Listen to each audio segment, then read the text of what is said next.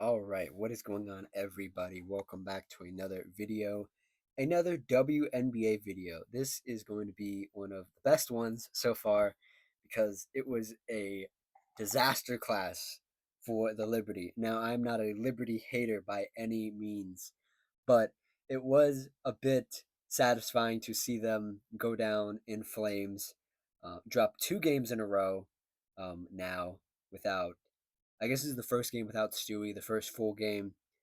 They the long story short is that they got absolutely stomped um, by the Dallas Wings and Paige Beckers and Arike Ogumbawale. The Liberty looked lost. They looked uninterested in winning the game. They looked every negative thing you could probably say about them came true. They were shorthanded. They did not have. Let's see here. Where is it? They did not have a vast majority of their team. They didn't have Brianna Stewart.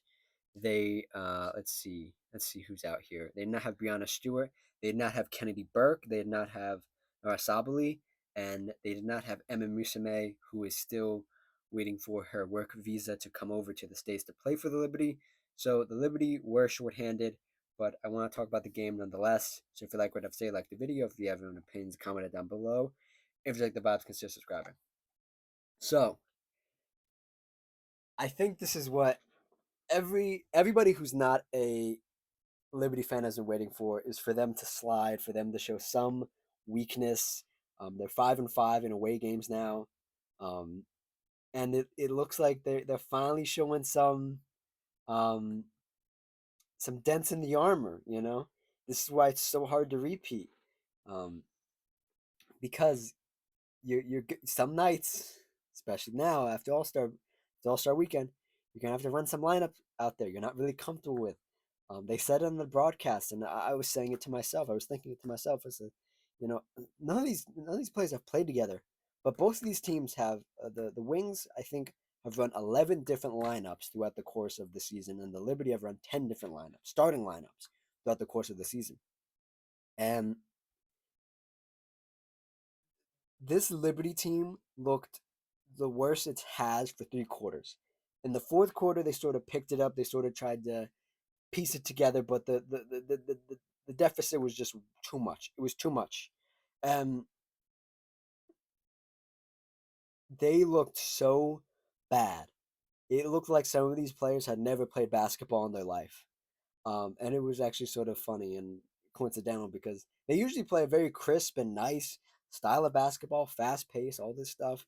Um, we will talk about the Dallas Wings. I'm going to give the Dallas Wings all their praise because I've been hard on them the whole season. But let's talk about the Liberty first.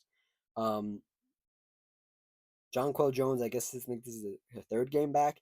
18 points, 7 rebounds, 2 assists, um, 2 of 6 from three, 6 of 16 overall. Not good enough. You gotta do better. In 30 minutes, Natasha Cloud, who is, I think, as everybody has expected, and they said it on the broadcast as well. They said she's turned it around a little bit after All Star break. She's way too inconsistent. Way too inconsistent. If I go look at her game logs here, I'm literally gonna do this right now. We'll do it live. Her game logs here. She can go from games of having. Um, this is the crazy part. This is the absolutely craziest part about Natasha Cloud. Um, let's go through the season, right? Let's go through the season here.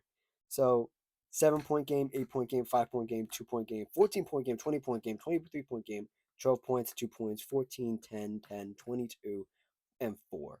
Those are her point totals through a lot of the season. It's way too inconsistent. It is absolutely way too inconsistent. If I look at her, can I see her splits? Her splits might not be the best either. Um, where's her splits here?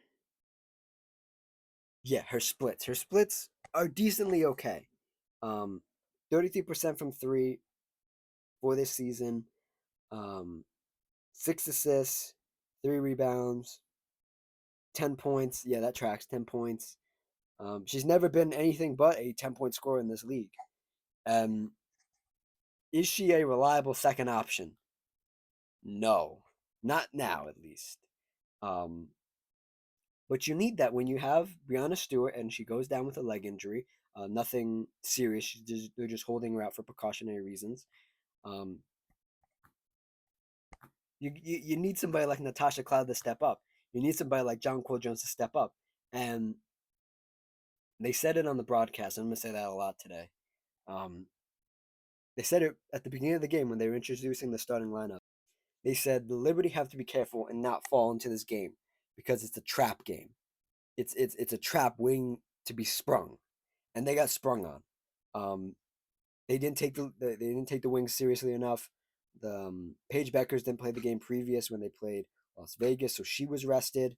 Um, everybody on the wings had a good game, but the last person I want to talk about in the or one of the last people I want to talk about in the New York Liberty starting lineup is Sabrina Ionescu.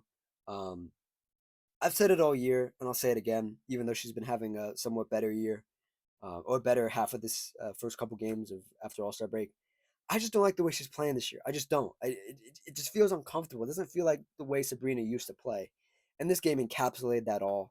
Only 17 points, one steal, five turnovers, um, four rebounds, five assists, um, but 1 of 5 from three, 5 of 13 overall from field goal. Um, she she was the main reason they came back in this game. The Liberty only lost by 10 points. The Liberty had 82, the Wings had 92. Um, but it just felt uncomfortable to me. It just felt uncomfortable to me the whole year. And with Stewie being out now and the Liberty having to play the Lynx on Wednesday, tomorrow, there, there, there, there might be trouble in paradise. There might be some dents in the armor. Other starters, Leone Fibich got the start, 9 points, 4 rebounds. Isabel Harrison, 10 points, 4 rebounds, only played 17 minutes. And the rest of the team didn't really help besides one player. Stephanie Tolbert, 10 points, 3 assists, 2 blocks, 3 steals, 6 rebounds, 3 assists in 24 minutes. The other reason why they came back in this game was because of Stephanie here. Other players to note, um, Jalen Sharon, 0 points in only 2 minutes. Uh, Marina Johannes, 9 points, and Gardner, 5 points. You need more than that. And they shot 26% from three as a team. And then from field goal, they shot 43. Just a disaster class. Just everything you thought like could go wrong in a game did go wrong in a game. Um, I wasn't completely surprised, but these are the sort of games you fall into as a championship team where you think, oh, we're just better just because we're the champs. We're one guy down. And that teams always is. Players always say, it's the next man up. Well, the next man up actually has to freaking do something. Like they actually have to do something. You can't just go into that mentality. You have to look at. You have to be realistic in the sense of like John Cole Jones has just come back after missing a whole bunch of time. Natasha Cloud is very inconsistent, and then you really have to rely on Sabrina, who didn't have a good game, which you couldn't have foresaw, but you have to think we can't just rely on Sabrina. And you're down a player, or you don't have a player you're really relying on to come in and relieve some of this pressure when situations like this happen. And Emma Misserman, who hasn't come over yet because of the what do you call it, the work visa situation. So you have to rely on Leone Fibich. You have to rely on Stephanie Tolbert. You have to rely on Isabel Harrison, who are nice players. They're cute players. They do a little something something, but they're really not it. And when John Cole Jones and Natasha Cloud don't play well, it's just the Sabrina show. And as somebody who's been watching the league for a long time, I remember when Sabrina got drafted. When it's just the Sabrina show, you don't win games. Period. Let's move on to the Dallas Wings.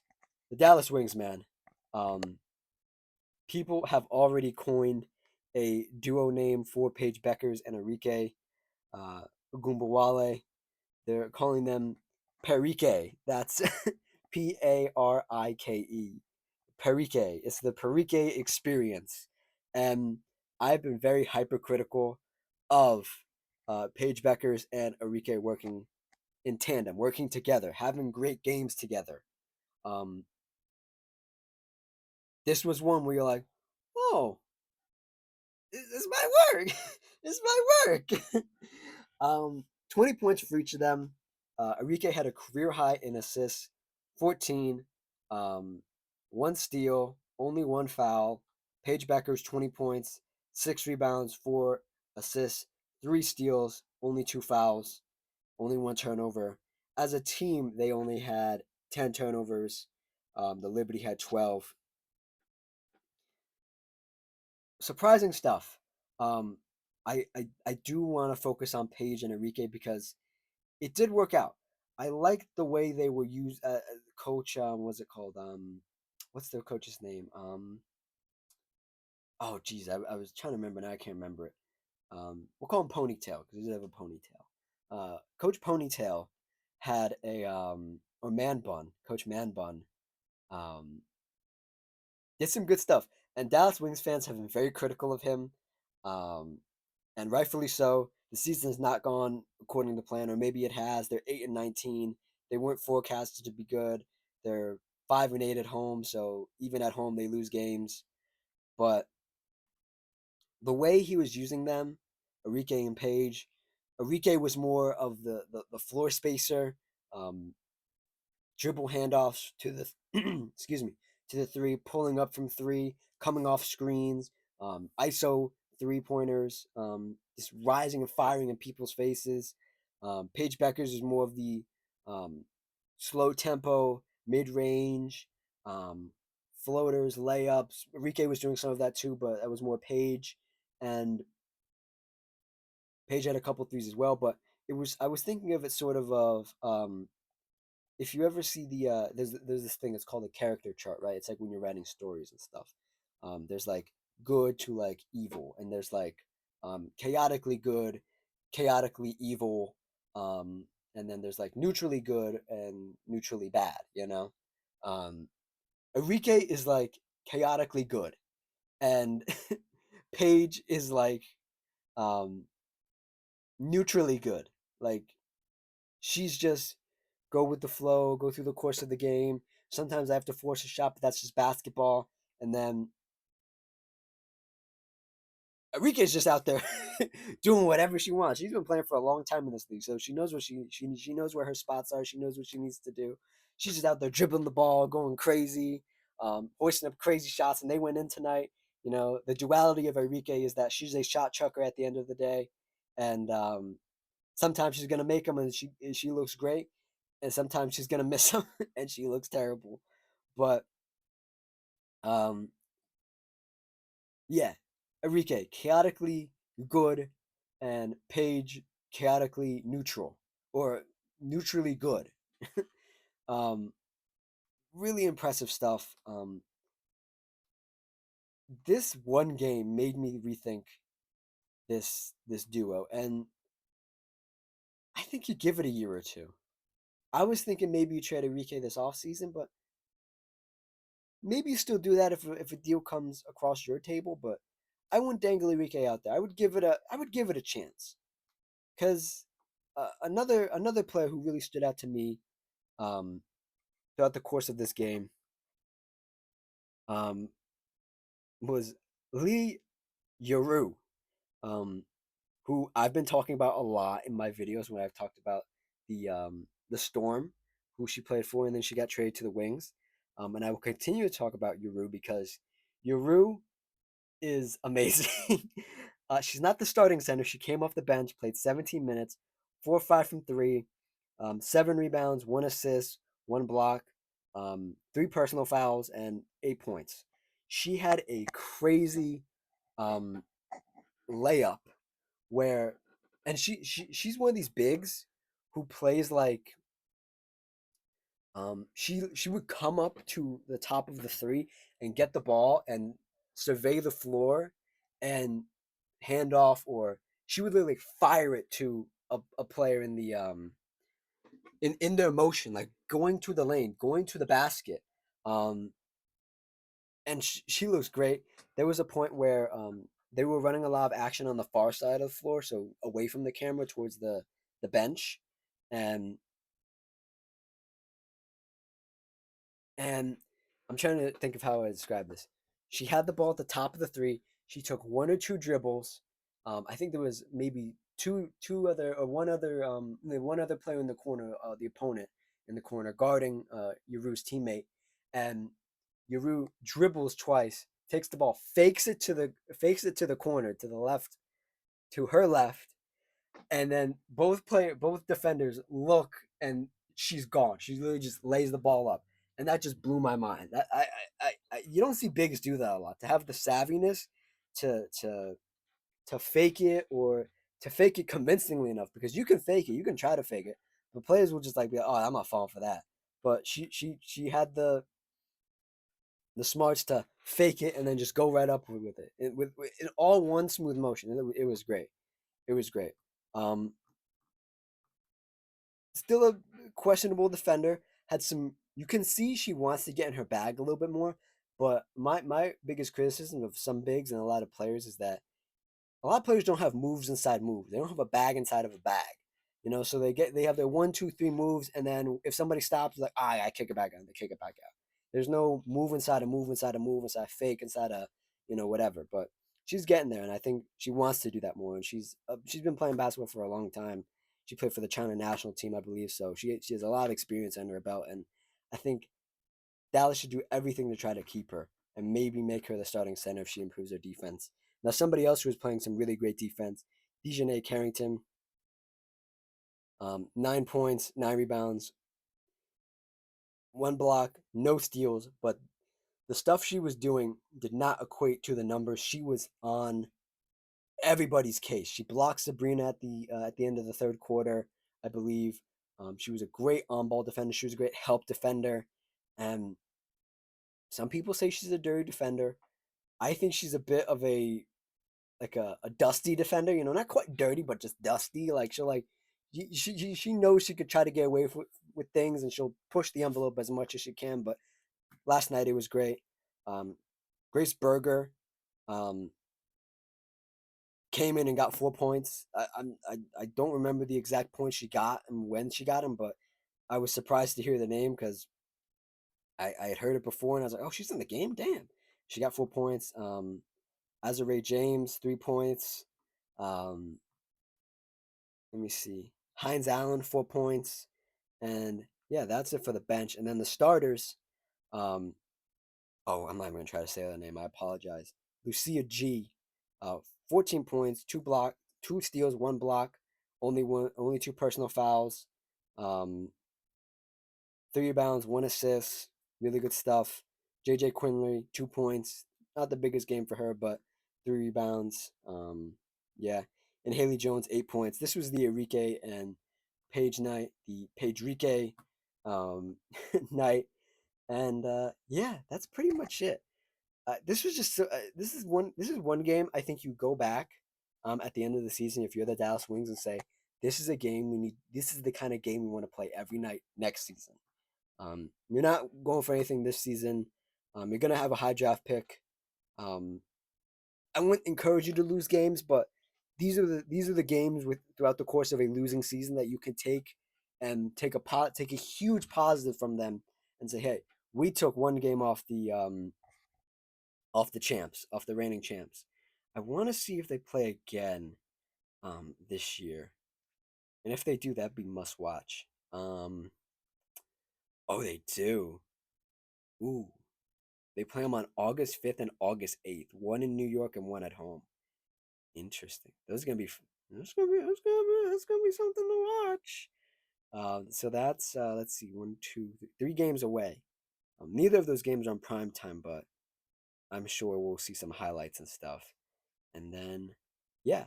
So, like I alluded to, the Liberty are gonna play the links tomorrow night, so you'll get a video on Thursday. Talk about that game.